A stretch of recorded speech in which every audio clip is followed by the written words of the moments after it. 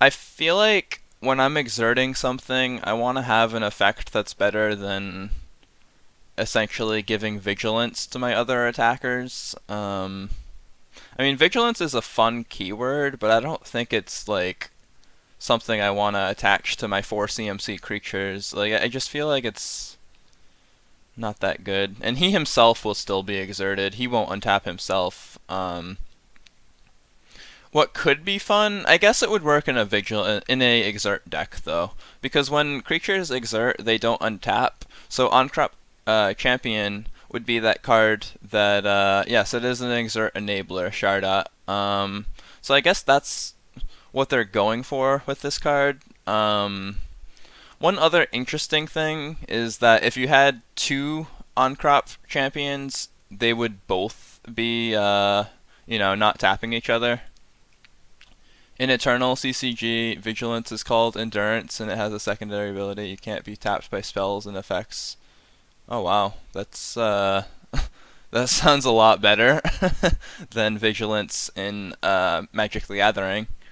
Um, but yeah, he can at least, like, say you have two on-crop champions out, he can at least keep himself from tapping down. But I think I agree with Sharda. I think he is pretty garbage, and even though he can help with an exert deck, I don't know. It's not the same now that we don't have Always Watching anymore, because I think Always Exerting was a legitimate deck in the duels meta, and if we had a card like that, it would be amazing. And maybe we can make it, like, maybe we could use the warrior creature type or the human creature type with Radiant Destiny and give things vigilance and use like an exert deck.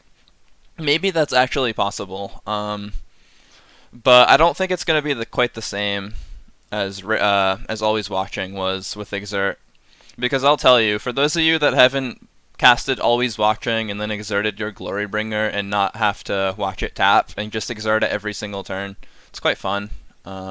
Plus the Glorybringer's a 5/5 instead of a 4/4. But this isn't quite the same as that combo. I think you lose a lot of points, so to speak. And I agree. I don't think On-Crop Crasher or On-Crop Champion. I don't think On-Crop Champion is very good. Okay, Aven Wind Guide. 2, a white and a blue, flying, vigilance. Creature tokens you control have flying and vigilance, and he also has Embalm for 6. I don't really like this card. I did I did test it rather extensively in duels. I really tried to make some token decks based around this guy, and I just never really was quite impressed by them, because it's not like you're antheming them with +1 counters. It's not like a lord. It's more like just a little bonus, you know. And your tokens will fly and they'll have vigilance, and that's great and all, but they're still going to be 1/1s at the end of the day. And it's just kind of, it feels underwhelming to me. Like, they just deal with this, and I feel like they can deal with the board states more often than not. Yeah, I just never quite got impressed by him. I don't know. He doesn't seem awful because he does have Embalm. He has Flying Vigilance, like a bunch of decent keywords. But I'm not a big fan. Shard, you like it? My problem with Aven Wind Guide, and this is sort of not. It's sort of a different problem, is that we already have Drakehaven, right? Drakehaven goes in the blue-white cycling deck, and he doesn't even go in that deck. Like, the only thing he would add to blue-white cycling would be vigilance, and that's just not very important. It's not important enough, I should say. But yeah, you're right. It's not part of a tier 1 deck, but drafting or, making those off the beaten path decks, I think, could be quite fun with him. Just nothing that you're gonna see at the top of the meta. He might go into his Oketra's Monument. I was thinking about that as well. And he would only cost 3 mana at that point because it would reduce his CMC by 1. Um, that could work. Um, I think the embalm cast would be the same though, because that's from your hand, right? When you cast a card, would it technically be one less with Oketcher's Monument for embalm creatures? I don't. I think it would still be the same, but I'm not positive. All right. Bounty of the Luxa. 2 a green and a blue enchantment. At the beginning of your pre-combat main phase, remove all flood counters from Bounty of the Luxa. If no counters were removed this way, put a flood counter on Bounty of the Luxa and draw a card. Otherwise, add colorless green and blue to your mana pool. I was a big fan of this card in duels. I don't think this card, Bounty of the Luxa, reminds me of a card designed in 1995. You'd have to show me that one, Beardy. I'm afraid I don't know too many cards from that time. I am more of a recent player to the game of Magic. But I think this card's pretty good. The fact that you can draw a card every other turn and you get extra mana for your Ulamog type cards sounds pretty decent to me. I think this card's better than Aven Wind Guide. It's not tier 1, but as far as ramping is concerned and getting card advantage, I think Bounty of the Luxa does an excellent job. I just mean the way it's worded and what it does. It requires a mountain of text and special case wording. Yeah. I remember when I first started playing around with this card, I was very confused, like, just reading it. But I've played around with it enough to kind of have an idea what it does. The part that always confuses me is the flood counters. Like, I always forget how the flood counters work. It's when you have no excuse me. If no counters were removed, okay. I always forget that because I let the game do it for me, you know? If I was playing this in Paper Magic, I would probably be more on top of that. But I know in duels, it just does all the work for you, so you don't really need to pay attention to it. You just need to keep track of if it added 3 mana or if it drew you a card. But I really have had a lot of fun with this card, because especially if you can get 2 of them out, you can cast 1 on your turn, and then the next time your turn comes around, you cast another one. And what that does is it staggers the flood counters in a way where you're always drawing an extra card per turn, and you're always getting 3 extra mana per turn. So it staggers it perfectly, where you draw 2 cards per turn, and you get 3 extra mana per turn. And I've done that in duels, and oh my goodness, you just go off once that happens, especially because this is a ramp color, like blue and green, you're normally ramping. And in duels, we have access to Ulamog. We don't quite have a Haymaker like Ulamog in Arena. That is the one problem with Bounty of the Luxa right now. And the closest thing that we actually have to Ulamog would probably be Zakama. And as much as I love Zakama, I don't think he's even close to the same power level as Ulamog. And I know they're very different cards, but I think I'd rather have Ulamog like 9 times out of 10 than Zakama. And so Bounty of the Luxa might actually be a lot weaker because the cards we're ramping into are a lot weaker. But I still think I want to play around with it. It's not tier 1. It's more for these like slow rampy decks, and I'm going to try it. I'm excited for it because I have had a lot of fun with it in duels, and I think I'll be happy with it in Arena as well. Alright, Decimator Beetle, 3, a black and a green.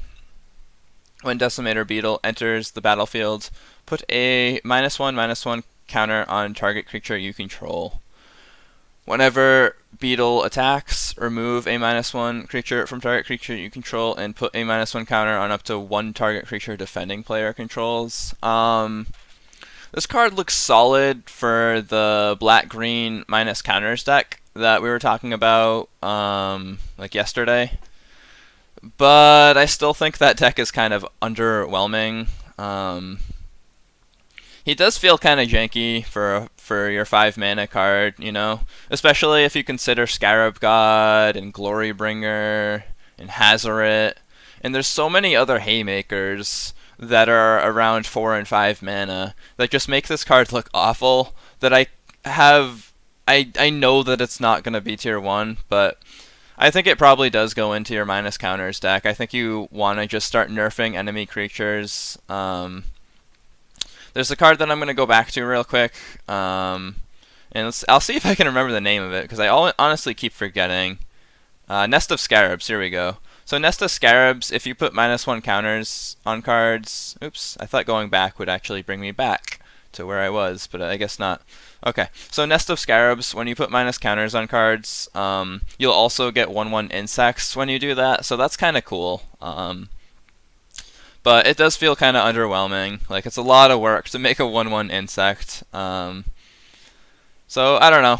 It still feels a bit janky. I think you can build like an off the beaten path deck where Decimator Beetle can still shine, but it's not going to be winning you any tournaments. It's just going to be, you know, some fun deck that you go for. Okay, Enigma Drake. 1, a blue, and a red. Flying. Enigma Drake's power is equal to the number of instant and sorcery cards in your graveyard. 4 toughness and X power. This card's really fun because if you use this as your only creature and you just have a ton of instants and sorceries and you want to flank something, this is your guy. I don't think he's competitive, but is he fun? He's probably one of the more fun cards that we've had. I am very excited for Enigma Drake because of that. And at the very least, like 4 toughness for 3 mana, that's pretty good. And most of the time when you cast this thing, it's just going to be enormous. You're going to be able to have it have like 8 or 9 or 10 power without even, like, you know, putting much effort into it. The decks that Enigma Drake does well in, it does well in. It's a very combo-esque deck because you're trying to fling your Drake at your opponent while simultaneously using a ton of instants and sorceries to sort of control the board and make sure that you yourself don't die. But I've played around with it a fair amount, and it's pretty fun. And I think there's going to be a lot of ways to do this kind of deck in Arena because we're going to have 4 sets worth of instants and sorceries, and it's not like we have rarity restrictions. We're going to be able to really invest in the rares that we want. You could even use it in a Grixis deck, like, so that you can splash Vraska's Contempt, you know. 4 Enigma Drakes, 4 Contempts. That way you get to use all of the nasty removal spells that Black has to offer. And then you can just fling your Drake at your opponent and try to win the game that way. Okay, Hapatra, Vizier of Poisons, black-green. Whenever Hapatra, Vizier of Poisons, deals combat damage to a player, you may put a -1/-1 counter on target creatures.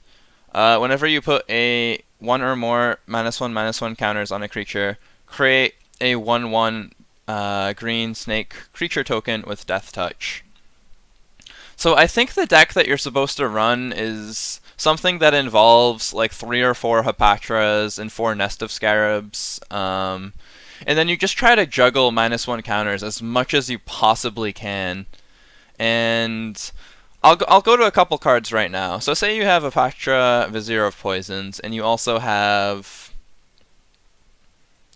Let's see if I can find it. And you also have Channeler Initiate. By Channeler Initiate putting 3 -1 counters on itself, you get to make 3 Death Touch snakes. And you get to make 3 insects, assuming you have Nest of Scarabs out.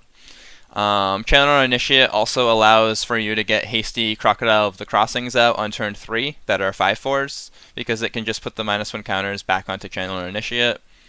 I think that's really good. That combo in particular is really good. And I think Hapatra is a beast. I really like her. The fact that you can make Death Touch, you know, creatures with her that easily has got to be good in some capacity. Is this still a janky deck? I think it is. I don't think it's top tier, but I do want to have fun with it. Like, 4 Hepatras, come on, man.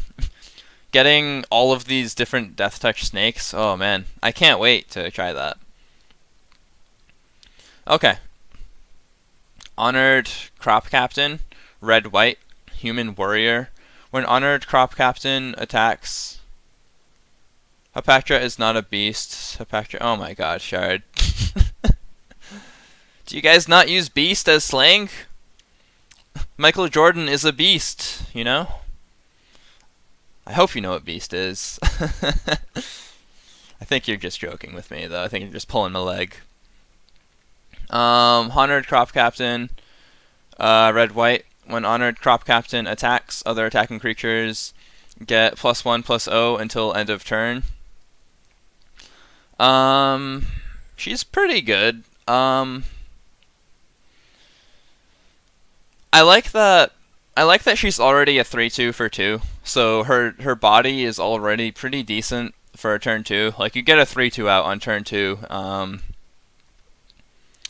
And it's really annoying, especially with go wide type decks. I know we don't have access to Karizev, but her and Karizev were great friends for me in duels because Karizev would become a 2/3 with first strike, and Ragavan would become a 3/1, which is really sweet. Another card that would synergize well with her, and I'm forgetting the name of it, but it's like Hanweir Battlements or something. Hanweir, let's just see if I can find it. Hanweir Garrison? Yes, Hanweir Garrison. So this is a card back in the day that would synergize quite well with it. Whenever Hanweir Garrison attacks, put 2 1/1 red human creature tokens onto the field, tapped and attacking. Honored Crop Captain would give both of those +1/+0, and they would become 2/1s. The problem right now in Arena is we don't really have these sort of go wide white and red cards that we did in Magic Duels. And I think Honored Crop Captain is going to be worse because of that. It's one of those cards that really thrives in these token-esque decks, and we just don't have access to those kind of cards at the moment. So I do think Honored Crop Captain, while it is fun, and it's probably still going to be good in Arena, I don't think it's going to be as good as it was in Duels. It's going to suffer, unfortunately. The one thing you could try is maybe trample decks. Like, you could throw out trample creatures. Another thing that I'm forgetting is that we do have access to On-Crop Crasher to make blocking a little more difficult.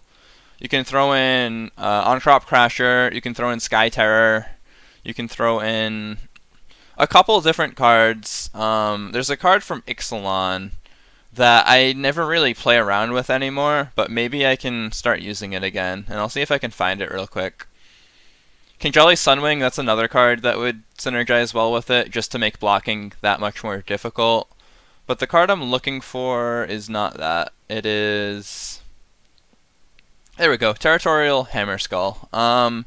When Territorial Hammerskull attacks, tap target creature an opponent controls. So the whole point of this kind of red-white deck is to make blocking difficult for your opponent. Like, you have a bunch of evasive-esque creatures, and Honored Crop Captain gives all of them +1/+0 and just accelerates that clock a little bit. So maybe that'll become a deck. And maybe that's what I'll try with it. I think that's the best use I can find for Honored Crop Captain at this current time. I still think it thrived a lot more in duels, where you just get tokens that go completely off. Like Pian Karan, that's another card that works extremely well with Honored Crop Captain. Pian Karan, when it enters the battlefield, you create 2 1/1 flying creature tokens, and he has some other effects. But the point is, those flying tokens would become 2/1s instead of 1/1s. So, again, I think Honored Captain gets a little bit weaker. Let's see. So, Kenra Charioteer, 1 a red and a green. Trample, other creatures you control have trample, and it's a 3/3. This card sounds good because trample is a pretty fun keyword, but we're not really facing too many tokens decks. I know Anointed Procession is coming into the format, but I don't think Anointed Procession is as good as it wants to be. I think Anointed Procession actually loses a lot of cards that it wish it could have. Um, and I think Kenra Charioteer isn't going to be that good. Like, at the surface, he's just a 3/3 with trample that gives other things trample. And it just sounds kind of underwhelming to me. It's not like you're casting Tireless Tracker on turn 3 and getting tons of value. I don't know. It doesn't quite do it for me. I do know that the 3-drop slot is very weak right now. If you try to make a lot of decks in Ixalan and Rivals of Ixalan, when you go to the 3 CMC creatures, they're often quite poor. So there could be cases where Kenra Charioteer actually makes it because of that, because we just have so many bad 3MC creatures at this current time. But even then, he doesn't feel amazing, and maybe you can splash him, but I don't think I will. Not for my red green monsters deck, that's for sure.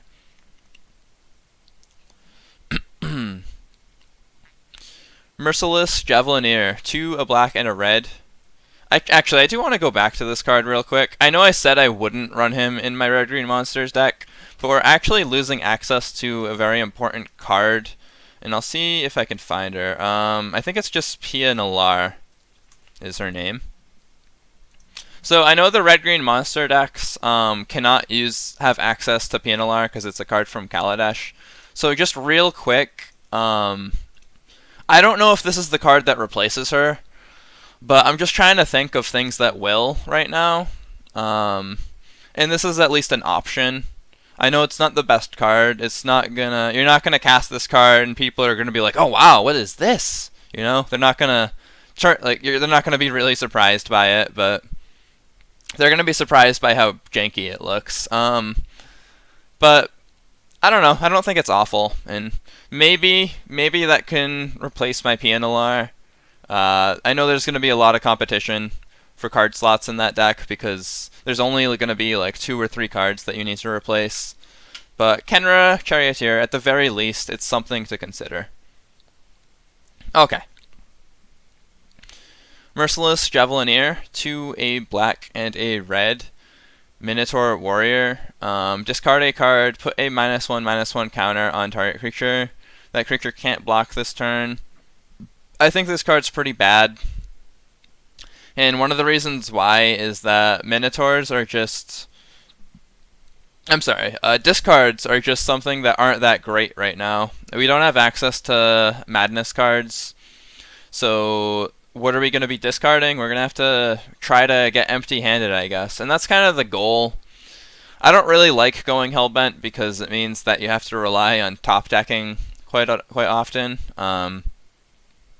But it would help with Neheb, for example. As long as you have 1 or fewer cards in hand, Minotaurs you control get +2/+0. I don't think they really built enough Minotaur synergy into Amonkhet for it to thrive. There's just very little we can do. I guess maybe you could make your Minotaur tribal deck and throw Angrath in it for the lulz. But I don't think that deck would yield you much success. But yeah, I think Merciless Javelineer, not very good. So let's talk about Neheb. Neheb, 1 a black and a red, first strike. Other Minotaurs you control have first strike. I guess like if you run these 2 side by side, they do synergize well. But the problem is, like I said earlier, we don't have too many good Minotaurs. So it's not really a tribal deck you can go for and expect to go off with it. As long as you have 1 or fewer cards in hand, Minotaurs you control get +2/+0, which would be fun. Like you could make this a 6/2 with first strike, but again, I think this tribe is just underrepresented. Whenever Neheb deals combat damage to a player, each player discards a card. So not just them, but you as well. I don't like that.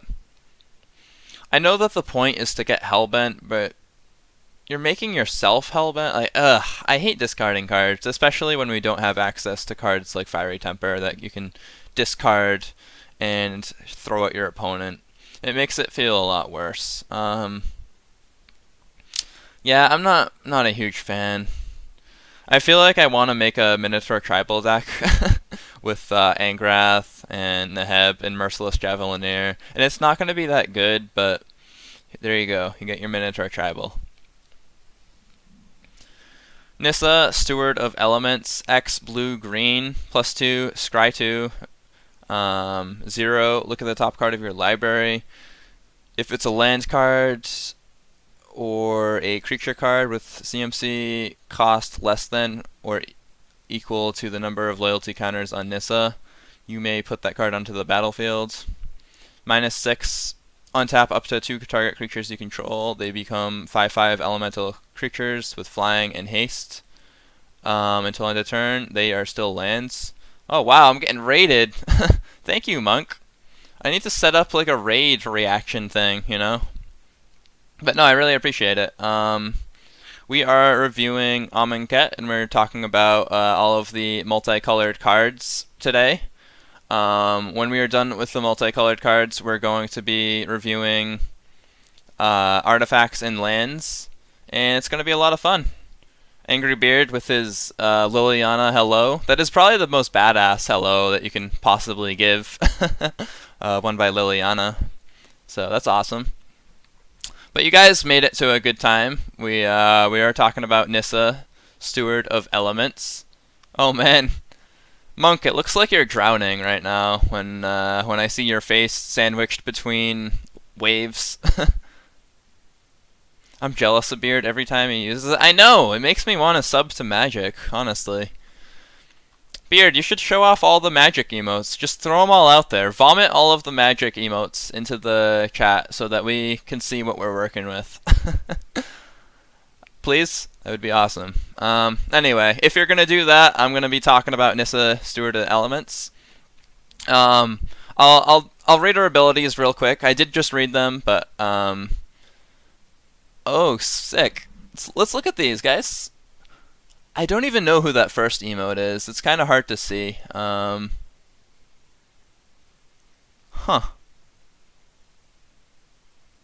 I don't know who half these people are. It looks like that's Liliana again on the... No, that's Chandra. It looks like a Chandra cosplayer on the left side.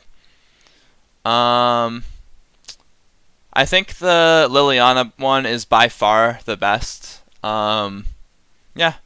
I think they need to work on their other emotes, but the Liliana one, that one is just sick. Like, that's one of my favorite emotes on Twitch. Anyway. Nissa, Steward of Elements, X, green, blue, +2, scry 2. I'm going to read this quickly because I did just read it. 0, look at the top card of your library. If it's a land card or a creature card with CMC equal to or less than the number of loyalty counters on Nissa, you may put that card onto the battlefield. -6, untap 2 target lands you control. They become 5/5 creature tokens with flying and haste until end of turn. They're still lands. Bam. So Nissa, Steward of Elements, I think she's pretty meh. You could make... Oh, did I just get some bits? Thank you. Easy badge hype. Thank you, Shaolin. That's free advertising, by the way. I don't know if any of you guys are Twitch streamers, but you get free advertising. Shaolin's name is forever on the top of my channel now. Okay. Anyway, Nissa, I think she's just sort of okay. I think your emote is much cleaner. I did do a lot of work to make that emote. I could try to bring it up, but it would be a lot of work because it's on my other computer. I guess it isn't free advertising. Why did I say free advertising? That is a complete lie. Because he did have to spend a penny to advertise himself. So if you want to advertise, you do have to spend at least a penny.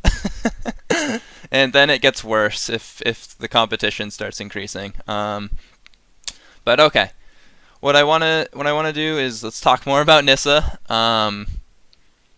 Free for a penny, yes. All right. So Nissa, Steward of Elements, she probably can go into that ramp deck that includes cards like Bounty of the Luxa. Pennies aren't free. I'm sorry. I'm sorry. I was wrong. Okay. But, yeah, she probably can go into that ramp deck. The one problem, and I was talking about it earlier, Shaolin, is that we don't have as great things to ramp into. And you can argue that Zakama is wonderful and all, but Zakama's no Ulamog. As much as I love Zakama, as much as I praise him, as much love as I have given Zakama, I still think Ulamog is a far better card, and we can't ramp into Ulamog. We can't ramp into Emrakul. So right now, the problem with ramp decks is we just don't have that godlike card that you just slam and expect to win with. Like, I feel like when you slam Zakama, you can still expect for it to die quite frequently because Vraska's Contempt, and there's just so many cards that can just ruin a Zakama's day. Chupacabra. You can ramp into 4 Zakamas, not 1 Ulamog. That's true, and that is from the context of duels, because Zakama is still legendary, so I think what Shaolin means is that we only have 1 Ulamog in duels, whereas we have 4 Zakamas in Arena. That is true. Shaolin and Chisek is saying that. It still feels bad, man. Like, especially, I don't know if you guys were watching Standard when, and forgive me because I'm forgetting the name of the card, but there is an energy-based artifact that can get Ulamogs into play pretty easily. And so I'm sort of looking at it under that lens as well, of like what ramp used to be able to do, and what it can't do now. And I think ramp's not going to be as good as I want it to. Yes, Shaolin's on it. Aetherworks Marvel. We can't quite do things like that. So banned, yeah. I think I agree. It is a card that needed to get banned. I think they went a little overboard with the power level of that card. It's funny, if you look at all of the cards that have been banned from Kaladesh and Aether Revolt, like there's a lot of banned cards in that block. But yeah, the best thing that we currently have is Zakama, and I'm not saying Zakama's a bad card. That is not what I'm trying to say. I'm just saying that it's not nearly the same power level as Ulamog. And I think you will win games, just because I'm being a little dismissive of Zakama. I think if you can get into those board states with Z, and you just cast them and just wreck the board, it's still gonna be fun. Let's compare everything to banned cards. I know they're all banned, but they were recently, staples of Standard, so I feel like I do need to talk about them a little bit in the same breath, even though they are banned. And yeah, it's not quite that power level, but you're right. I think it could still be a lot of fun. I don't know. I just hate the fact that he doesn't have Indestructible, and I know that would make him really over the top, but I don't know. At least you get access to all that mana. And the other card that we're really missing, and this is not a banned card, Sharda, is Walking Ballista. And I feel like that makes ramp decks a lot weaker. Walking Ballista feels just so good as something that you can ramp into in these ramp decks, and that's another card that we're actually missing right now. Imagine having like 20 mana with your Bounty of the Luxa and creating a 10/10 Walking Ballista. Like, I just wish I could do that. And I can do it in duels, but yeah, there's definitely things that are lacking right now with ramp. But it's better than it was in Arena. I will say that ramp is now a viable deck that you can use. I feel like before it was not. Right now in Arena, you just can't really get away with ramp. We don't have enough rampy cards, unfortunately. And at least after Amonkhet rolls around, we'll have a means to an end. We'll be able to run these ramp decks. Samut, Voice of Dissent. 3 and a red and a green, flash, double strike, vigilance, haste. It's also a warrior. It's a human. Other creatures you control have haste, white, tap, untap target creature. I think this card's pretty good. I know a lot of people were underwhelmed by this card. after playing around with it some, but I still don't think it's awful. Like, I feel like you can make a pretty decent exert deck with like Glorybringers and Samut. So I guess it would be more like a mid-rangey exert deck. Um, and that's where Samut really shines. It's just untapping exert creatures, and I think that's a lot of fun. The fact that she also has Flash and can just ruin a combat step for your opponent seems great to me. The fact that she gives everything haste seems great to me. I'm trying to think of what cards really want haste right now. I know Glorybringer does excellently with haste, but what else does good with haste? Because I feel like Samut asks that kind of question. I think Galta does well with haste, but the problem with Galta is I feel like Regisaur Alpha just outperforms Samut for that particular deck, because Regisaur Alpha is a dinosaur, which is relevant, whereas Samut is a human warrior. So I don't think I'm really sold on the Galta Samut type deck. But I feel like there's probably some cards that want to untap other than Glorybringer that Samut can help out. I'm just not able to think of them currently. I'm talking non-exert cards, by the way. I know any of the exert cards Samut does wonderfully with. But yeah, I am curious, like, if she's going to be able to, take any other decks over the hump and make them really fun by essentially untapping another creature or giving it haste. Regisaur is a lot better at reducing the cost of Galta as well, yeah. It's too bad, because I feel like as a card, I like Samut a lot more than I like Regisaur Alpha. Just pound for pound, I think Samut is way more fun. The Flash also makes it very appealing. Regisaur Alpha is just a big dumb dinosaur. But you're right, I think Regisaur is better for these Galta decks. And I haven't quite found a place for Samut yet, but I want to find one. The best place I can think of her now is like a 2 Samut, 4 Glorybringer deck, and then a bunch of other exert creatures. That's probably the best thing I can think for her currently. But yeah, she's definitely a lot of fun. Is Arena like Duels when it comes to mythic rare cards? You can only have one only? No. So if I wanted to, I could get 4 Samuts and I could get 4 Nissas, really any mythic. Like you can try to get 4 of them. Alright. Excuse me. Throat is a little congested again. Shadow Storm Vizier, blue, black, flying. Whenever you cycle or discard a card, Shadow Storm Vizier gets +1/+1 until end of turn. This card's kind of meh for me. A 1/3 flyer that you need cycling to take advantage of, and cycling is normally blue and white where it's represented, not blue and black.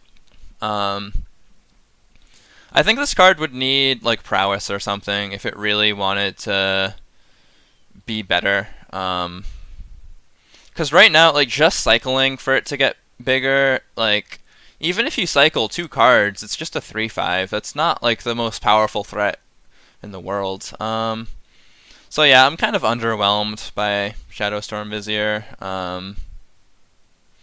I guess the one benefit is that when you cycle, you do get to draw a card. So maybe the point of Shadow Storm Vizier is that you get them all out, and then you just cycle everything in your deck, and this thing is always big. But even then, I feel like that deck is kind of janky, and a few spot removal spells will totally throw it off.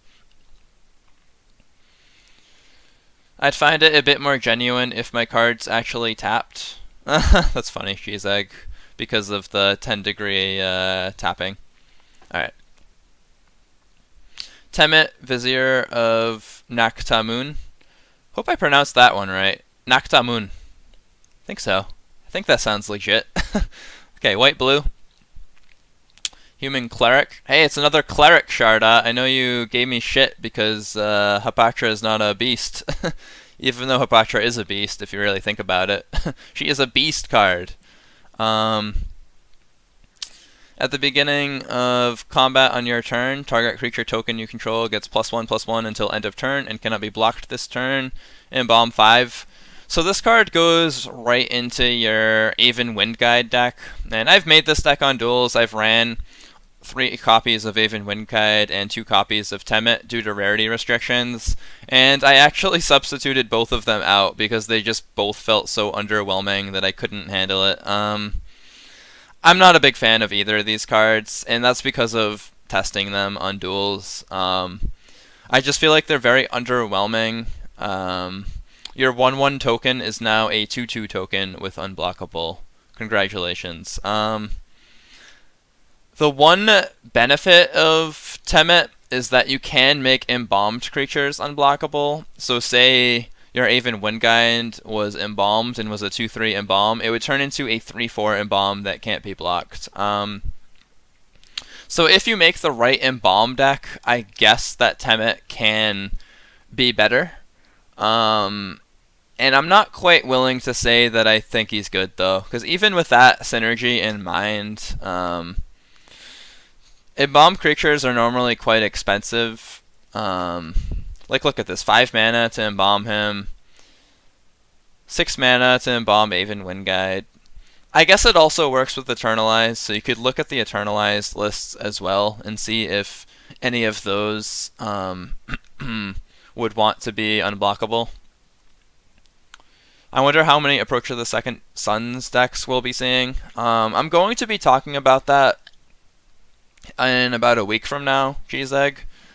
After I am done reviewing Hour of Devastation, I plan on doing an arena meta video where I'll make predictions of where I think Tier 1 will look like, and maybe some of the outlying decks.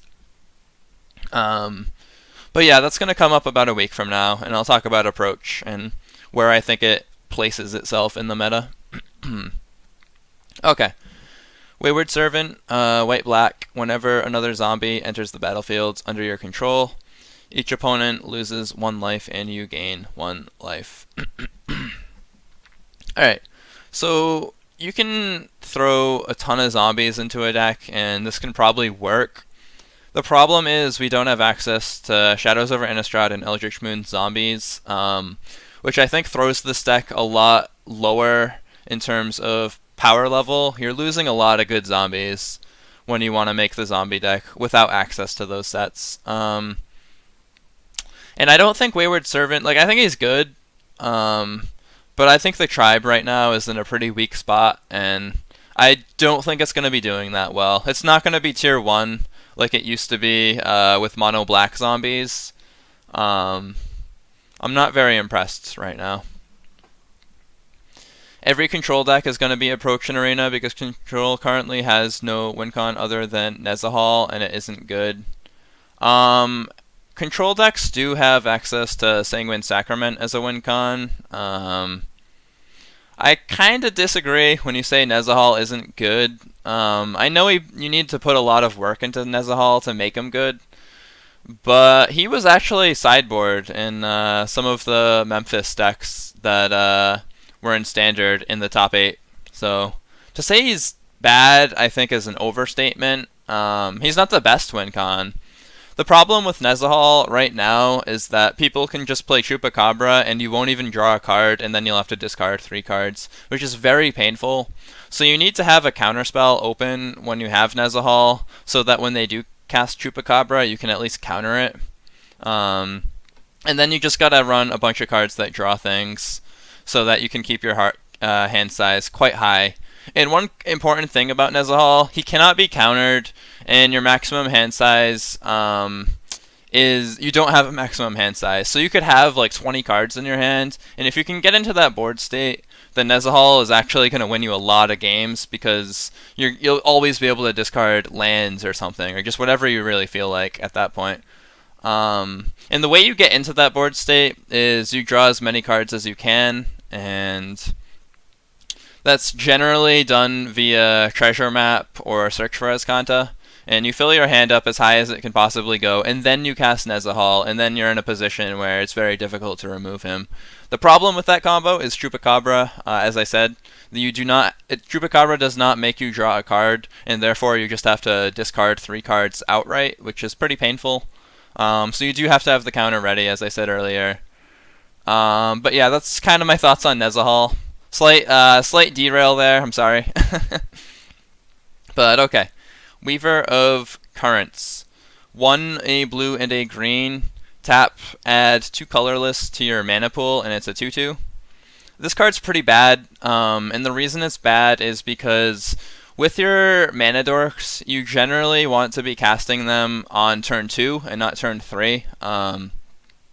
If you're playing this, and especially if you're playing this on the draw, you're just going to get run over by any aggro deck in the format, or even any control deck. They'll just be able to counter it or kill it in some way. Baffling End even would do the trick. And the problem with the 3-mana dork is you're just casting it on turn 3, and you don't want to be casting mana dorks on turn 3. What you want to do is cast your mana dork on turn 2, and then on turn 3 you can cast a 4-drop. You know, that's what mana dorks are meant to do, is to chain into bigger things ahead of schedule. And the problem with Reaver Currents is you got to take turn 3 off just to cast Weaver of Currents, who's by itself is just a bad card. So I'm not a big fan of this. I think mana dorks need to be 2-drops and under. A 3-drop mana dork is just not going to cut it. Okay, start to finish. Start, create 2 1/1 White Warrior creature tokens with Vigilance. And finish, you have to sacrifice a creature and you destroy target creature. I think this card's really good, especially if you factor in the Anointed Procession start to finish decks. I think Anointed Procession, you already are making 4 warriors, and that's really good. The one thing that this deck misses, though, is there's a card called Hidden Stockpile that exists. And what Hidden Stockpile does is when you trigger Revolt, you essentially, if a permanent you control left the battlefield, create a 1/1 servo artifact creature token. That is really good, and it synergizes even better with Finish, because what Finish does is it sacrifices a creature. So there you go, you get your Revolt trigger, and you get to kill whatever you feel like on the opponent's side of the board. And what we can't do, unfortunately, is we can't trigger Revolt, because this is a card from the Kaladesh block. And it makes these sort of token decks a lot weaker, because now when you sacrifice that creature, you don't get another creature back. You just sacrifice it and it's gone. So it makes it a little bit worse under that lens. But at the same time, I still think start to finish is pretty good. Like I said, we have Anointed Procession. We can create 4 creature tokens with an Anointed Procession out. And then just sacking one of them to kill something sounds like pretty good to me. Yeah, I'm a big fan of this card. I think it's going to be a staple in some of the token decks. And yeah, I like it. Okay, reduce to Rubble. 2 and a blue, counter target spell unless its controller pays 3. 2 and a red, up to 3 target lands don't untap during their controller's next untap step. I've never really been a big fan of this card in duels, and that is because they have to pay 3, which is one of the cheaper requirements.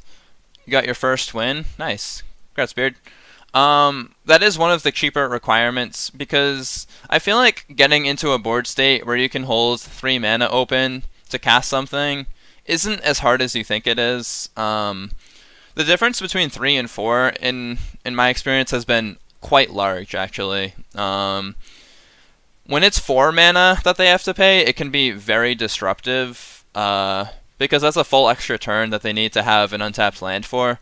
Whereas 3 mana, that's 1 full less mana they need to hold open. And from my experience playing around with counterspells, is that that difference is quite large. And it doesn't sound it like just 1 mana, but it really is. They're able to get around these cards, especially if they know that you're running them one turn sooner. And Rubble is decent because you can make one of their turns almost useless if you want to, tap 3 lands of a certain color. So I'm not going to say the card is just awful. It's not awful, but it's also just not my cup of tea. I'd rather just use a dedicated counterspell that, either makes them pay 4 or just counters it outright. Most decks won't hold 3 mana in the arena meta, at least not at the start. We are going to have a lot of aggro decks, I suspect. So I guess that's true. And I don't think the Hazoret decks particularly want to stay back and wait. But maybe they do. Like, if you're in the right matchup, you can play around this. If the blue-red deck is not threat dense enough, if the blue-red deck doesn't have enough good threats, then the Hazoret deck might not actually care, and they might actually wait and until, they have 3 mana open. The latest MTGO stream had people playing Reduced Rubble? Wow. I guess it depends on the power level of the Izzet deck, right? I'm talking... right now, I've been framing it in a way where I talk about Reduced to Rubble, but really you need to frame it about what the player is actually packing. Because if you're not packing much, then I'm going to wait until I have 3 mana open, Like, if it's just a straight-up control deck that doesn't do much and just dirtles, then maybe you can actually wait until you have 3 mana. But if you're facing an Enigma Drake deck, for example, I don't know. It really depends on the deck itself. And I don't know. It's hard to evaluate because you have to think of what threats are lurking in the opponent's hand alongside their Reduced to Rubble.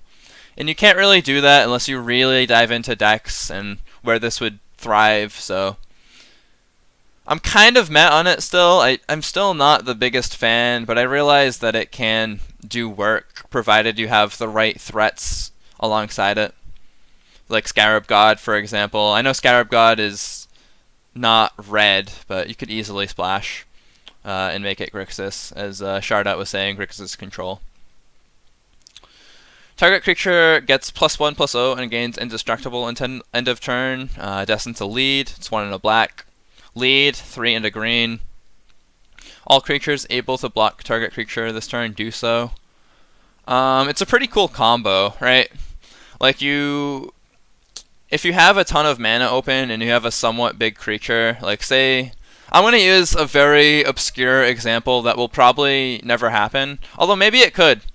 Say you cast Zakama and you're running 4-color control, right? You cast Zakama and you have 9 mana open because Zakama untaps all your lands. After you cast Zakama, you may cast Destined on him, give Zakama +1/+0 and indestructible, and then cast Lead, and all creatures that are able to block Zakama this turn must do so. That is actually maybe good. I know I'm sounding dismissive of certain combos, but I think I may have stumbled upon something that I like. Am I crazy here? Am I crazy? Like, that sounds kind of fun. It's probably janky, but man, getting Zakama out and then giving him Destined to Lead, my goodness, that is quite fun. The one problem is Zakama would need haste to take advantage of it immediately, so you couldn't just cast Zakama and do this and expect for it to work immediately. That is so Winmore, it makes me sick. Yeah, that's true. That is probably quite Winmore. Yeah. Come on, CGB. I was trying to get some janky ideas, and you just gotta stomp on them. But you're right, it is pretty Winmore. At the same time, I want to do that.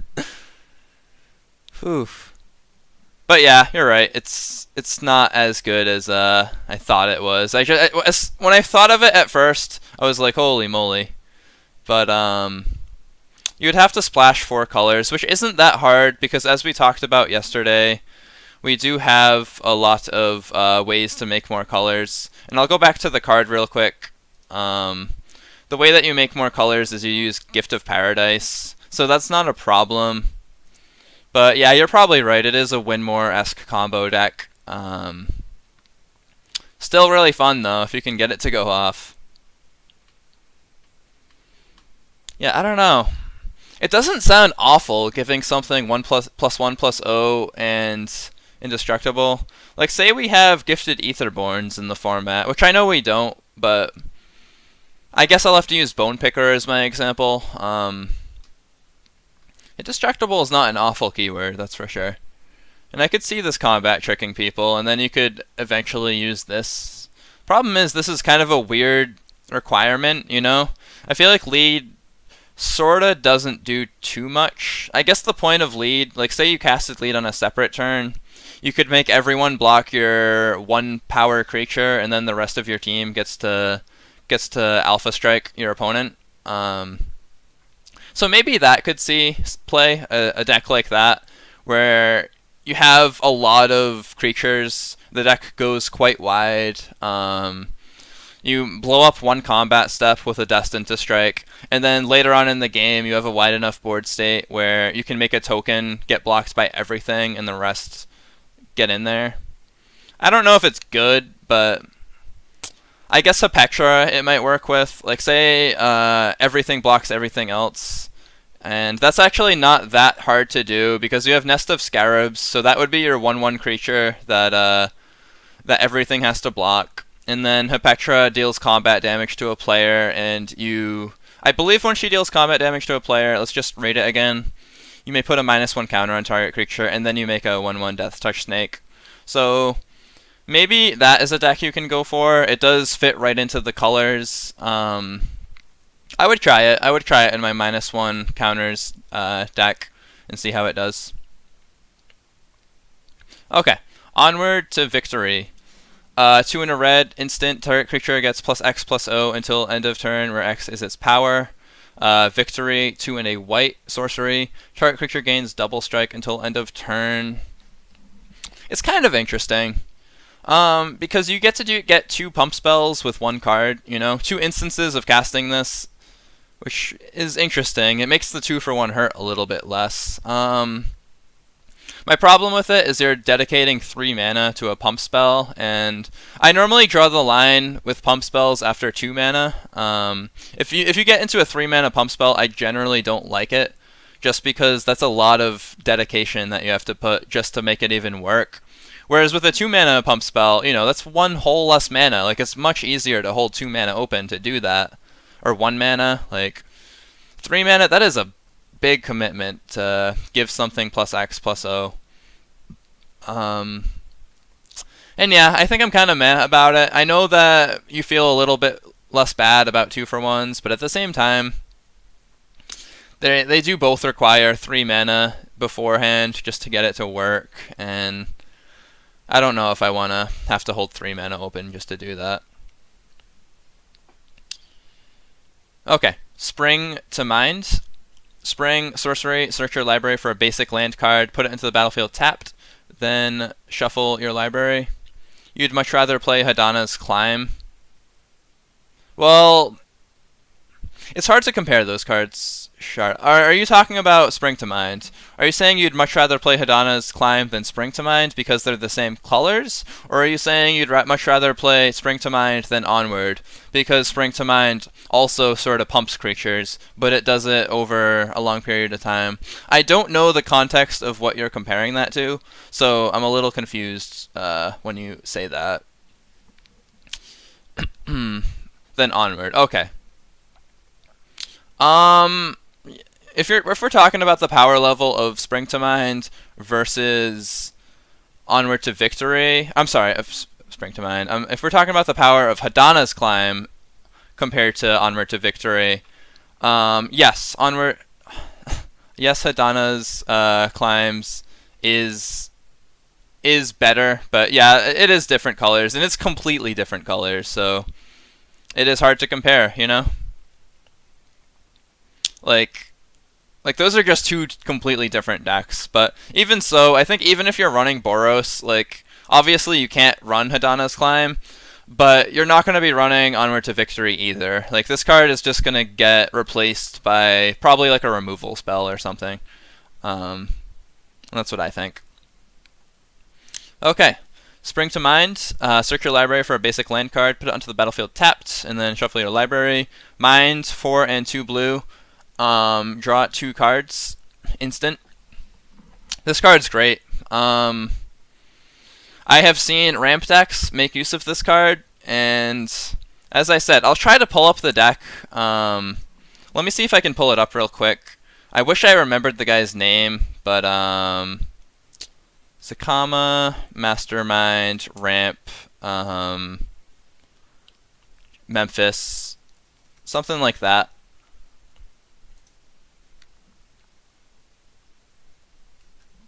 Okay. Here it is. So I'm sure you guys, most of you guys have seen this video by now where Zakama gets played. This is the name of the guy, Chris Botello, Mastermind Ramp. This deck is really good because he actually runs, and I'll see if I can find it. He runs 2 Spring to Mind. He runs the full 4 Gift of Paradise. And the point of this deck, going back to Spring to Mind, is you ramp enough mana out, and you have enough sweepers, and you have enough ways to disrupt your opponent, where you can honestly do a lot of different things. The one thing that Chris Botello probably is sad about is that with your Spring to Mind, he cannot fetch any of the deserts in his deck. He has to fetch a basic land, of which he has 1 swamp, 2 plains, 1 forest. So that's probably why it's a 2 of. This uses a lot of different colors. It is Abzan, right? I believe Abzan is the name of this color combination. But that's where Gift of Paradise comes into play. He gets the extra mana of any color, and that enables him to cast cards such as Mastermind's Acquisition, to get him cards like Zakama, Primal Calamity. Normally his win con is Approach of the Second Sun. That's what he would be going for. It's a little easier to cast. But that's the kind of things that you can do with cards like Spring to Mind, and that's kind of what I want to go for. I want to go for a deck very similar to the one that Chris Botello built. And the one thing about this card is once you get enough mana open, casting Mind is really fun. You get to do it on your opponent's end step, so you can still leave Settle the Wreckage open. You can still leave those instant removal spells open. And if they don't attack, you get to just cast Mind, draw 2 more cards. And I think that's really good. I am a big fan of Spring to Mind, and I think it is going to do quite well in the ramp decks that I want to build. Okay, prepare to fight. 1 and a white.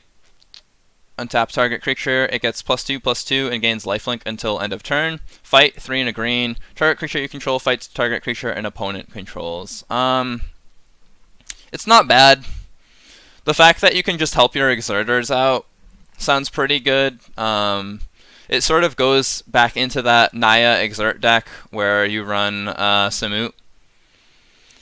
And the fact that you could give Samut +2/+2 and lifelink sounds really fun. Imagine if they're not able to block that either. You just gain 10 life, they take 10 damage. And you get to untap your Glorybringer, you know, you get to untap any exert creature that you want.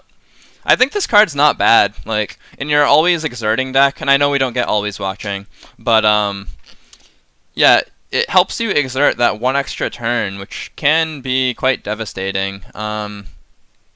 The fight spell is just an added bonus. I'm not looking at that spell as closely, but it's something you can cast later on, which I like.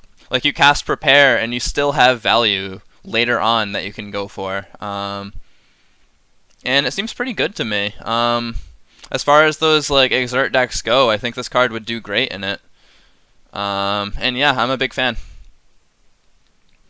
Alright, Failure to Comply. I do not believe we got this one in duels. Huh.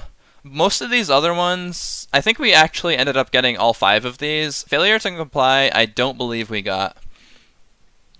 So Failure to Comply, return target spell to its owner's hand, 1 in a blue. Comply, 1 white. Choose a card name. Until your next turn, your opponent can't cast spells with the chosen name. Interesting. The problem with failure is it doesn't work quite as well as disperse because it has to still be a spell. Once it's resolved, you wouldn't be able to return it. So say they had a creature on board, you would not be able to just bounce that. I don't really like it that much. I don't know why they didn't add it to duels. Probably some programming reasons, if I had to guess. But yeah, I'm not a big fan of this. The fact that it has to be spells. I know you can gain tempo with it, but it just doesn't quite impress me. That's all you're doing is buying a turn, which I know people can argue, like, oh yeah, one turn, that can mean everything, but it doesn't always mean everything. I feel like I'll be able to just cast whatever they returned, and I'll get it back. And it has to be a spell. It can't, Answers Tyrant for 2 turns. Other than that, seems kind of bad. Yeah, that's probably the best use you could get of Failure to Comply, and that's not even that great. Rags to Riches. All creatures get -2/-2 until end of turn. Riches, each opponent chooses a creature he or she controls. You gain control of those creatures. Meh. I don't really like it. You're spending 4 mana for a sweeper and then 7 mana to try and steal something that they get to choose. I know if you can set up a board state where you cast both of these in the same turn, you could theoretically sweep up their board and then get their biggest thing and steal it, but the amount of setup required to do that, you would need 11 mana open. Do I really want to set up 11 mana combos? I don't. I feel like you cast Rags, you don't kill as much as you want to kill, and then they rebuild their board state, and when you cast Riches, they'll just choose their worst creature, and it's not going to be nearly as good as you want it to. I think this card's pretty bad. Okay, Cut to Ribbons, 1 in a red. Sorcery deals 4 damage to target creature. Ribbons, X and 2 black. Each opponent loses X life. This card's going to be pretty good in Arena. I know it's not instant speed, but we get to use this in our pirate decks. Like, that sounds strong. And pirate decks are, as we know, Rakdos Pirates loves to race. That is one of the key components of Rakdos Pirates, is that they are fast, and they like to get your life total pretty darn low. And Cut to Ribbons just complements that so well. Like, you get to deal 4 damage. Just the first half of this card is great. I know it's sorcery speed, but you get to just cut, a pretty big creature. You get to cut Kamena. Like, they cast Kamena, and you have Cut open. You can just, play this on your turn. I know you can't do it on end step, but that's okay. You can cut it on your turn, kill a Kamena, potentially. You can kill a Regisaur Alpha, the 4/4 part of it anyway. Another easy way to finish a game. That sounds fun. Azer's Gateway, Cut to Ribbons, I could see that. Especially if you're able to pivot your life total high enough with Vraska's Contempt and other cards like Moment of Craving, maybe. Imagine that, if you're able to keep your life total at a reasonably high number, i.e. above 20, you can actually set up a 1-turn kill. You could, and you get to help your life total a little bit with Vraska's Contempt. So you run 4 Vraska's Contempts, you run some cuts, you just try to pivot your life total as high as you can keep it. You run a ton of sweepers, because it's important to make sure that they can't put as much pressure on you as you would like. I'm just trying to think if there's any other life gain cards that would help with this as well. And I know Azer's Gateway gains you 5 life. Yep, Skudik is on it. It depends. That combo is great if you could set up that 1-turn kill. Bombard, Reckless Rage. I don't think Reckless Rage competes with Cut to Ribbons for this deck. Because Cut to Ribbons... Reckless Rage, it relies on a creature-based deck, and you're not really running Reckless Rage in your Pirates deck. At least I'm not. because most pirates die if that you deal 2 damage to them. They're not the biggest creatures. They're not like dinosaurs where they have 3 or 4 toughness. I think Cut to the Ribbons is an easy favorite over Reckless Rage for most Rakdos creature decks. Bombard, I believe that is the 3 mana instant that deals 4 damage. Bombard, MTG. Yeah, Bombard is the 3 mana instant that deals 4 damage. And I'm not that impressed by that card either, because it has to deal to a creature, and I know Cut does as well, but at least Cut, you're spending 1 less mana, albeit at sorcery speed, to deal 4 damage. I guess they deal the same amount of damage, I'm sorry. So 1 deals 4 damage at instant speed, 1 deals 4 damage at sorcery speed. 1 costs 2 mana, 1 costs 3. 1 has a badass ability on the second half, 1 does not.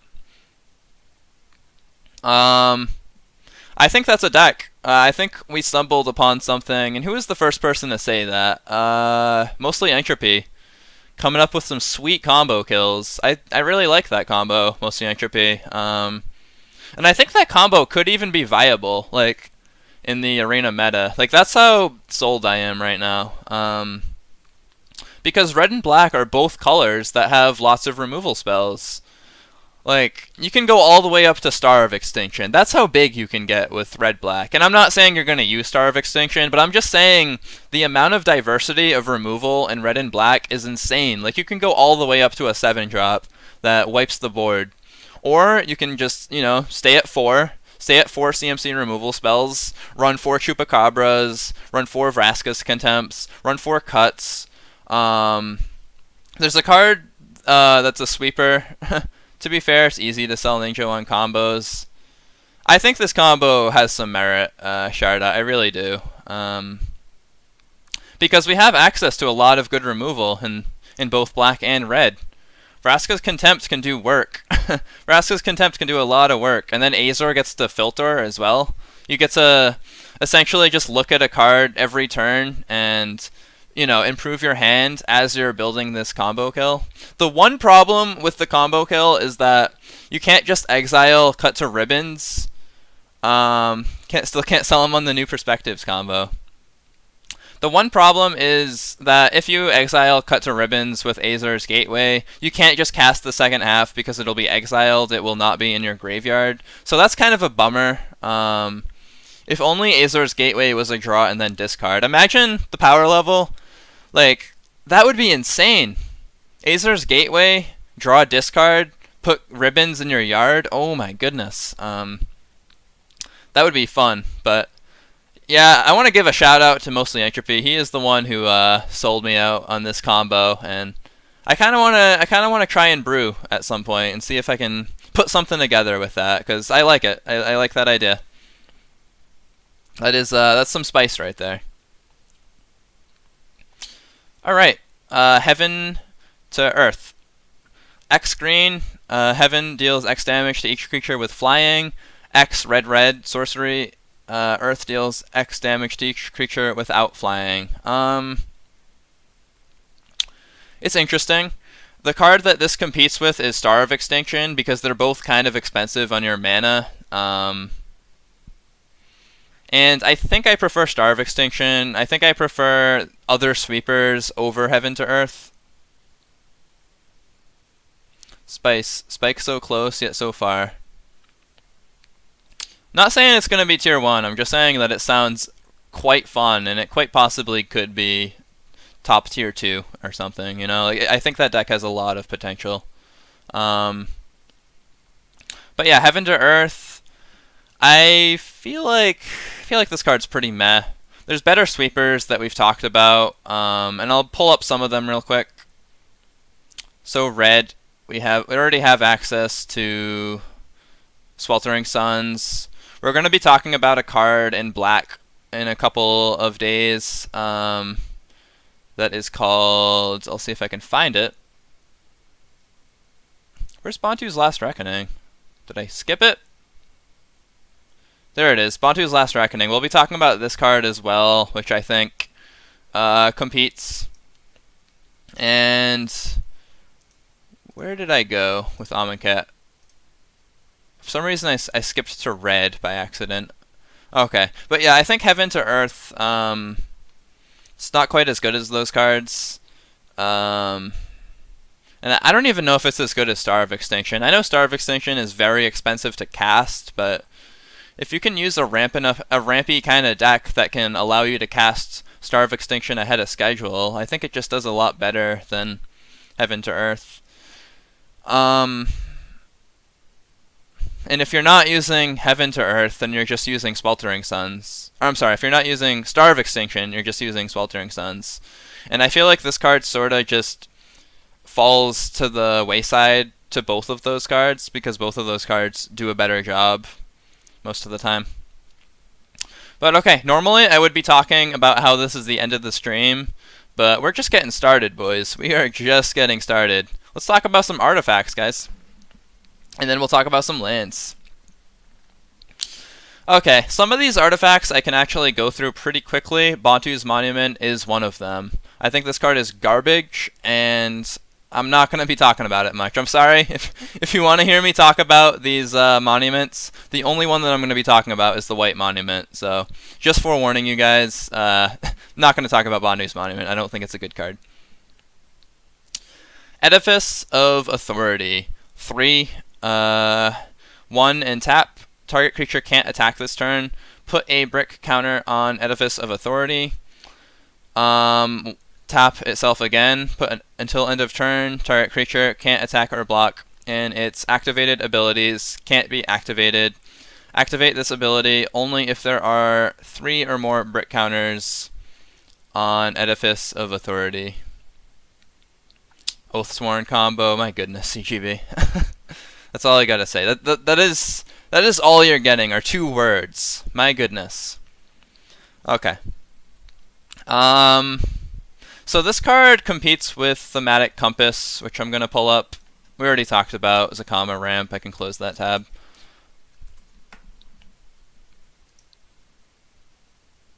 So what would you rather have? Would you rather... Oops. Here's the tab I want. Okay. Would you rather have... Target creature can't attack this turn. Put a brick counter. Target creature can't attack or block, and its activated abilities can't be activated. That's kind of relevant. This shuts down abilities. So, for example, you could shut down a Zakama with this. Could you, though? Could you really? Could you shut down Zakama? Because he could just destroy the artifact. They cast Zakama. Before the lands untap, you would lock it down, and then I don't think you'd be able to keep Zakama locked down, because they'd eventually untap their lands, and Zakama would destroy this. Then again, no, Zakama couldn't destroy Spires of Araska, because that's a land. So this card's pretty bad against Zakama.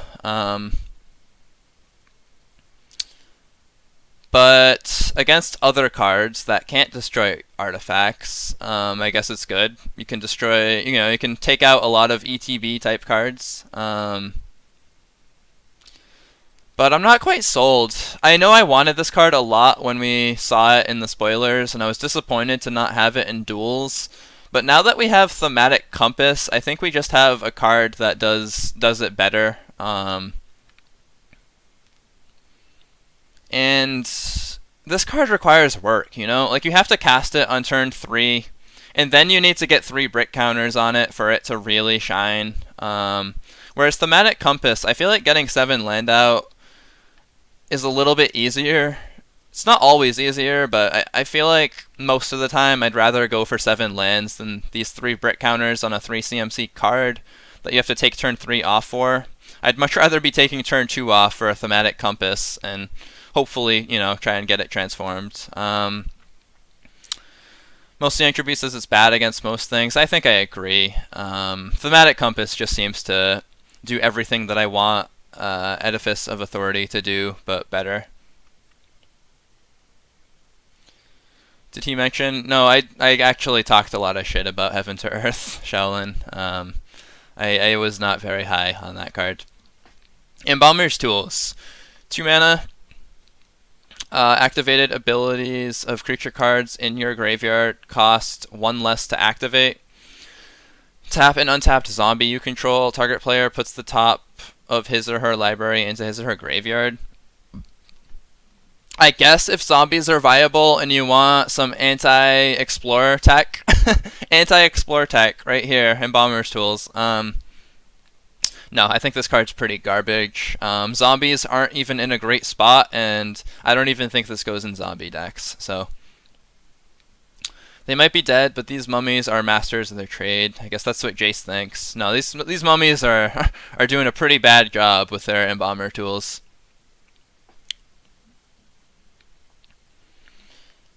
Okay. Kills Phoenix in 1 card. Sure. Sure. Kills Phoenix in 1 card. Alright. Gate to the Afterlife, 3 mana. Whenever a non-token creature you control dies, you gain 1 life, then you draw a card. If you do, discard a card. It has to be a non-token creature that you control. Not that anyone controls. So Sacred Kitty, it works the first time. The second time it doesn't work. Once you embalm the Sacred Kitty. 2 and then tap. Sacrifice Gate to the Afterlife. Search your graveyard, hand, or library for a card named God Pharaoh's Gift. Put it onto the battlefield. If you search your library this way, shuffle it. Activate this ability if there are 6 or more creatures in your graveyard. So there's a requirement. You can't just cast this on turn 3 and then expect to get God Pharaoh's Gift on turn 4. And I'm going to go to God Pharaoh's Gift because this is a card that relies on it. So I'll talk a little bit about GPG, which I guess is in the next set. Yeah, they like to do that a lot, where they'll say search your library for this card that doesn't exist yet. So let's go to Hour of Dev real quick. Go to Artifacts. Go to God Pharaoh's Gift. 7 mana at the beginning of combat on your turn. You may exile a creature card from your graveyard. If you do, create a token that's a copy of that card, except it's a 4/4 black zombie. It gains haste until end of turn. So it's essentially... it has to be from your graveyard, which makes it a little bit worse than Scarab God, because Scarab God can choose from either graveyard, or any graveyard, for that matter.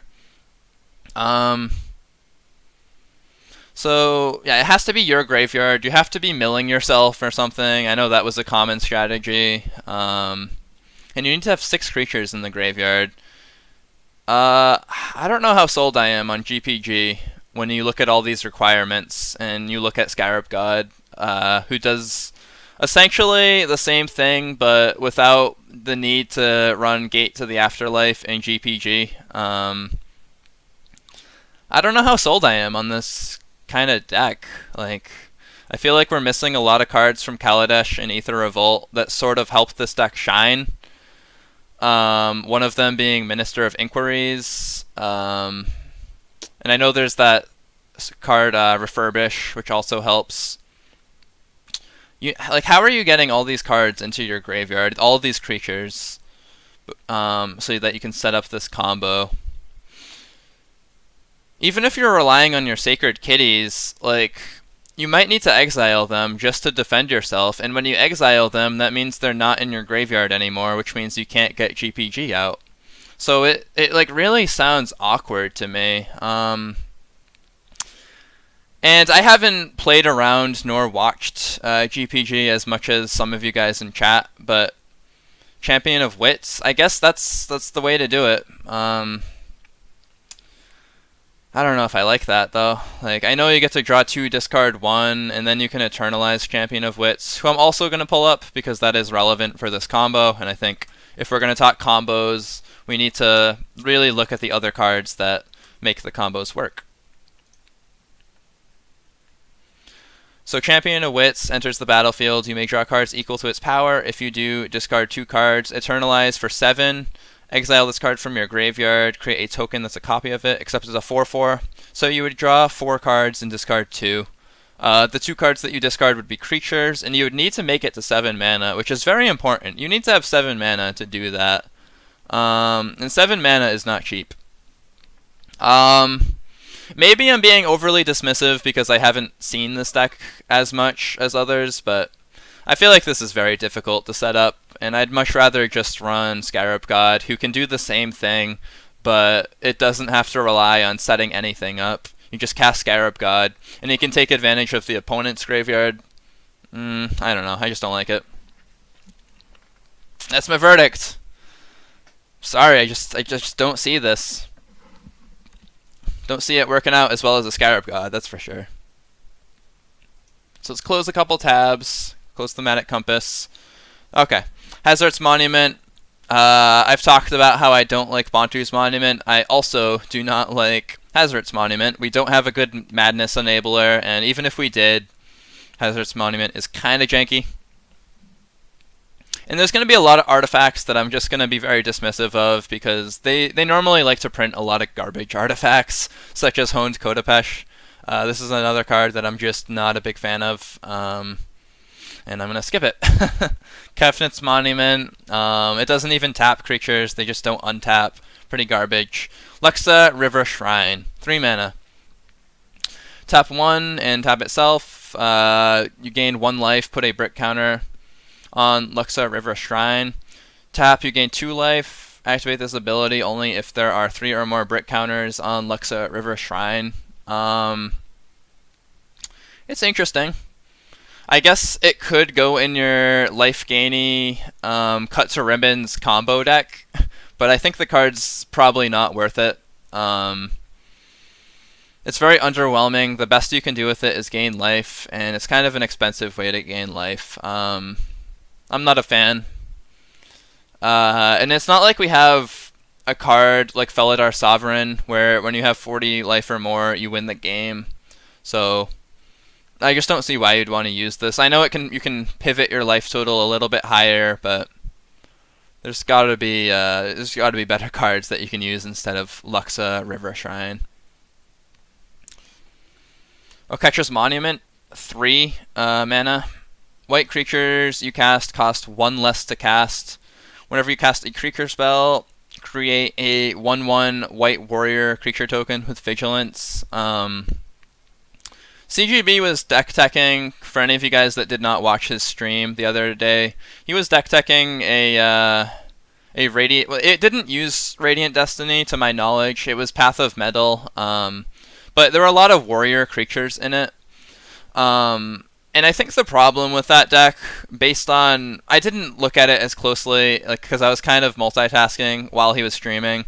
But I think the problem I had with it, as I saw it, is that Path of Metal was actually the card that was making the deck weak.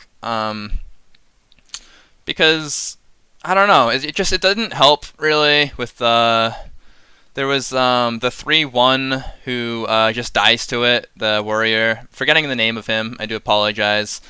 But Oketra's Monument, I think that would replace Path of Metal. Like, you throw in the 4 Oketra's Monuments, and then you throw in a ton of warriors, and you throw in your Radiant Destinies, and I think then, maybe then, you can make something that works. I'm not saying it's tier 1. It may not even be tier 2, but I feel like there's something to it. I don't know how good that something is, but there's definitely something. We have a lot of good warriors. We have Oketra's Monument. We have Oketra, who creates warriors. And lastly, we have Radiant Destiny, which can Anthem warriors. And maybe that's a deck. I'm not saying it is, but if there's hope for that deck, maybe there's hope, you know? And one other thing about that deck is that it does rely on a lot of white cards to work. So Oketra's Monument would make those cards cheaper. You'd get more warriors out. Maybe it's a thing. But just in general, taking the warrior tribal deck out of consideration and just talking about Oketra's Monument in general, it's just really good.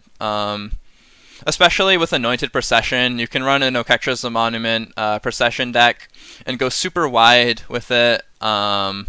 We have Regal Caracal. Caracal, are you happy, CGB? I'm pronouncing cards right. We have Regal Caracal, and Oketra's Monument can really just take advantage of cards that already make tokens and make them make more tokens. And I think that's really strong. I think I think you can make Oketcha's Monument do a lot of work, and the fact that it just makes everything cheaper sounds quite amazing. It does lose access to a lot of Kaladesh cards, though, and that is the one quality about this that does make it worse. There's a lot of cards from Kaladesh and Aether Revolt that focused heavily on going wide, and we don't have access to them. And I could pull up a few, but I don't really feel like I want to. I'm sure some of you guys know exactly what I'm talking about. Some of the go wide synergies. Hidden Stockpile is one of them. There's a mechanic called Fabricate in Kaladesh that creates 1/1 artifact tokens that we just can't even use in conjunction with Oketcha's Monument. So the power level of Monument is not going to be what it was in Standard. Like, there's just a lot of cards that you're missing, unfortunately, that are part of a reason why Oketcha's Monument is so great. But I still think there's probably enough token makers that we can find that this card can still do work. It's just not going to be quite the beast card that it was in Standard not too long ago, unfortunately. But is it going to be garbage? No, it's not. I think you're still going to be able to pedal by and make it work. Oracle's Vault, 4 mana, artifact. Tap 2 and tap itself, exile the top card of your library. Until end of turn, you may play that card, put a brick counter on Oracle's Vault. Tap, exile the top card of your library. Until end of turn, you may play that card without paying its mana cost. Activate this ability only if there are 3 or more brick counters on Oracle's Vault. So the first half is kind of like Chandra's Plus, like you just get card advantage with it, but the problem is it's expensive card advantage. It's not like Chandra where it just does it automatically and you can use all the mana you already have to cast it. You have to tap 2 mana to get that card advantage, and a lot of times that might just mean that you can't cast the card because you don't have enough mana to. That being said, if you can get 3 brick counters on this card, then you essentially get what's similar to a Chandra's Plus for the rest of the game. I know you're not dealing 2 damage, but and then you get to cast it for free. So it's probably better than Chandra's Plus once you can get Oracle's Vault to actually have 3 brick counters on itself. And it's any card. It's not like just permanents. Like, you could cast an instant or sorcery off of this. The problem is it feels clunky. You're spending 4 mana just to cast something that does nothing the turn it comes out, and then you have to spend an additional 6 mana over the course of 3 turns before Oracle's Vault actually does anything that's like really good, you know? And I think you're gonna feel it. To derail the stream, I am doing Path of Discovery 2. Wow. That sounds fun. You're the one who sold me on Path of Discovery, CGB. I thought it was a garbage card until I tried it with Rekindling Phoenix and Registar Alpha. And just to leave, it's such a niche-looking card that some of you guys might not even know what it does. So I'm going to pull it up real quick. Path of Discovery. I thought this card was pretty garbage when I first looked at it, because it's a 4 mana enchantment that does basically nothing until you start playing creatures. But once you pair it with Rekindling Phoenixes and Registar Alphas and Tendershoot Dryads, as CGB is saying in the chat, you can really start to get a lot of value with it and actually win a lot of games. One thing that I've noticed is that when I face control decks and I use Path of Discovery, it's actually pretty close, because every time I cast a creature, I can essentially set up another threat, and my creatures are bigger, you know? Either I'm drawing land and I get to my next creature the very next turn, or the creature is just really big. And against control, that is very relevant, because you can just sort of bridge your deck in a way where you just get to every threat really fast, because you're either drawing lands or you're just getting a big creature out, and it's really good. And I'm sorry for the derail. I just wanted to let that one out of my system, because I like talking about Path of Discovery, because I am a big fan of that card. Okay, Oracle's Vault. My final verdict is it's too slow. It can be a game-winning card provided you're able to transform it, but you need 4, 6, 8, 10 mana that you need to spend over the course of 3 turns just to do that. Pyramid of the Pantheon, very similar to Oracle's Vault. 1 mana, and then you have to put 3 brick counters on it. To put a brick counter on it, you tap 2, and then you add 1 mana of any color to your mana pool. That puts a brick counter on it. And then once you get 3 brick counters on it, it turns into Black Lotus. And I think this card's also pretty garbage. I've played around with it in duels. I tried to make this card work, and I tried pretty hard. Like, I had a very man, what is the name of that mechanic from Kaladesh? Where no, it's a mechanic from Aether Revolt where stuff costs less when you tap artifacts. You guys know what I'm talking about. Any duels players know what I'm talking about. But yeah, Pyramid of the Pantheon, I tried that in that deck, and it did not work well for me at all. You'd think it would. You'd think a card like this would be a champ in that deck, but man, it did not go so well for me. And I think it's going to be awful in Arena, and I would... if there's one card I don't want you to spend a rare wild card on, it is Pyramid of the Pantheon. Don't do it. It's a bad idea. Okay, Ronus' Monument, 3. I still think this card is garbage. Like, I know there's green decks that can really take advantage of it in duels, but those decks have cards like Primal Bellow. Primal Bellow is a good card, and we don't have that, and I think Ronus' Monument is pretty garbage. Oketch's Monument, Master Race. Throne of the God Pharaoh, 2 mana. At the beginning of your end step, each opponent loses life equal to the number of tapped creatures you control. This is interesting. I think it's a lot better in duels because we actually can make decks that go a lot wider in duels, you know? Additionally, in duels we have vehicles. And vehicles can tap down all of your creatures end of turn and set up combos with Throne of the God Pharaoh. The vehicles that we have in Arena, I know we do have some, but they're pretty garbage. And I would not recommend using any of them. The one exception being the vehicle that transforms into a land that Nate Price loves. But I'm getting derailed. I don't want to talk about that. All I'm trying to establish is that vehicles, we don't have them, so it's not like you can set up combos where all of your creatures get tapped. And on that note, I know there's the Go Wide Anointed Procession deck, but I think you're setting it up too much when you throw Throne of the God Pharaoh in. I think that might just turn into win more. And yeah, it's probably not that good. We just need a vehicle like Smuggler's Copter or Aethersphere Harvester that can tap all of our things down anyway. And that makes it fun, but we don't. So it just loses a lot of power once it comes into Arena.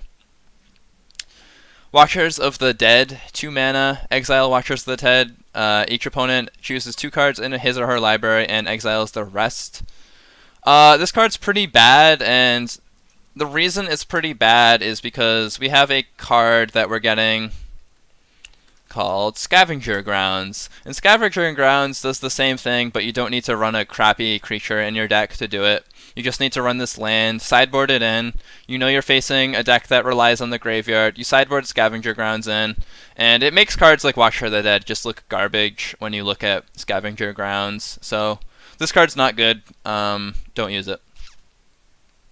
Alright, lands. Last category. And it doesn't look like there's too much to talk about. So a lot of these I can just sum up under one different category. And I want to get into a mini rant, actually. So one thing in Magic the Gathering that I really don't like is that when they give us sets, why did they just give us like half the colors for our rare lands? Why not just give us all of them? Like, isn't that annoying?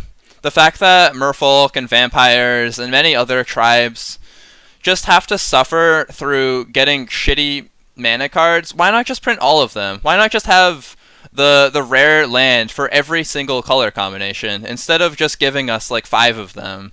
Give us the full like 10 or however many it is. Like, I feel really annoyed by that. And I know it's something they've been doing for a while. I don't know why they can't just give us all of them. I feel like it's not hard to print a Boros land that has cycling and enters the battlefield tapped and is a mountain plains. It's not very difficult to print that. So the fact that they're just only giving us half the colors for every set, it just annoys me. I wish we just had better mana fixing, and the fact that they do that, it does tilt me a little bit, because right now there's certain decks that are just so much worse because of bad mana, and I don't like it.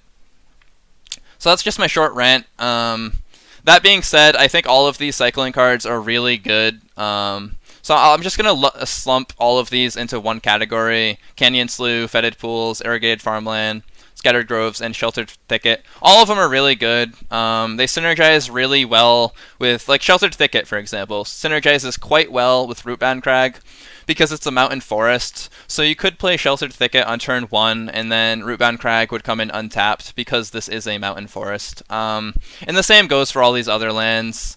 Like, that is pretty sweet. And yeah, I think this is a really good card. The fact that you can just cycle, it's just gonna make all of the decks a lot better in Arena once we gain access to these cards. And yeah, I'm excited for them. Okay, Cascaded Cataracts. An indestructible land where if you tap 5, you may add 5 mana of any combination of colors to your mana pool. I think this card's pretty garbage. That's a very high commitment to fix your mana base by running Cascading Cataracts. The fact that it has Indestructible is humor. I find it pretty funny, like, that they do that. An Indestructible land. What do you know? But yeah, I think the card's pretty bad, and I'm not going to run it. Cradle of the Accursed. 3 tap, sacrifice Cradle of the Accursed, create a 2/2 black zombie creature token, only at sorcery speed. I've used this card in duels in my zombie decks, and it honestly feels pretty garbage. Like, most of the time, I'd rather use my Profane Prince, my Westvale Abbey, and make 1/1s on the end of my opponent's turn rather than run Cradle of the Accursed. I think this card is just really slow and clunky, and I always feel the clunkiness. I always draw this, and it's like, it ruins my mana, and I can't cast that one zombie I want to cast. I've got very bad times with this card, and the fact that zombies are weaker now than they were in previous sets makes it even worse. I don't think I just don't like this card. Okay. Grasping Dunes, Desert, 1 tap, sacrifice Grasping Dunes. Oh, another thing, by the way, is that when you sacrifice this, like, say you, I know there's cards that sacrifice deserts that we're gonna get to, but if you sacrifice this desert, you wouldn't get the zombie. I just wanted to put that out there. Anyway. 1 tap, sacrifice Grasping Dunes, put a -1/-1 counter on target creature. Activate this ability only anytime you could cast a sorcery. So I think this card is bad, and the reason I think it's bad is because there's a card in Hour of Dev that we're going to talk about called, I'll see if I can find it, called Ifnir Deadlands, that kind of does the same thing, but better in my opinion, because it at least covers for black mana, and it puts 2 -1 counters. I know they're not the same card. They're quite different cards, actually, because this only needs... There's a lot less mana you need to invest to put the minus counters on cards, but I still think Grasping Dunes is kind of just bad. Yeah. Painted Bluffs, 1 and tap, add 1 mana of any color to your mana pool. Don't we have this card in Arena, like, right now? I feel like we do, but let me just check, just in case. Okay, we have a card called Unknown Shores, which is the same card? No? Tap, add 1, tap, add 1, 1 and tap, 1 and tap. Yeah, they're exactly the same cards. I'm not really that high on Unknown Shores, and I'm not really that high on Painted Bluffs. They do the same thing. They're kind of bad. Sunscorched Desert. When Sunscorched Desert enters the battlefield, it deals 1 damage to target player. Yeah, Skudik saying, yeah, it's the same. Sunscorched Desert is pretty good. We used to be able to use a card also in Hour of Devastation called Ramunap Ruins and sacrifice our Sunscorched Deserts, which Ramunap Ruins got banned. But I still think Sunscorched Desert is pretty decent. Dealing 2 damage to someone seems pretty good. Or, I'm sorry, 1 damage to someone seems pretty good. And the fact that you can run this in your red deck wins mana base seems great, because you're only relying on 1 color, so I don't think you're going to get hurt too much by running 4 Sunscorched Deserts. I've always been pretty high on this card, and I think it's going to be great in Arena as well. So, pretty happy about that. And yeah, that's going to do it for the set review, unless you guys want to hear my take on plains, islands, swamps, mountains, and forests. That will do it. We will be talking about... See if I can find Hour of Dev. We will be talking about Act of Heroism tomorrow, first thing tomorrow at 1 p.m. Eastern Standard Time. So I hope you guys will join me for that, and I hope you guys enjoyed. It did turn out to be a slightly long review, about 1 hour and 45 minutes, longer than my others. I guess Shaolin was right. It took a little bit longer to review the Aftermath cards than I thought it would. But yeah, I hope you guys enjoyed, and take care. Hopefully Nate Price gives us something good. Yeah, see you guys later. Thanks.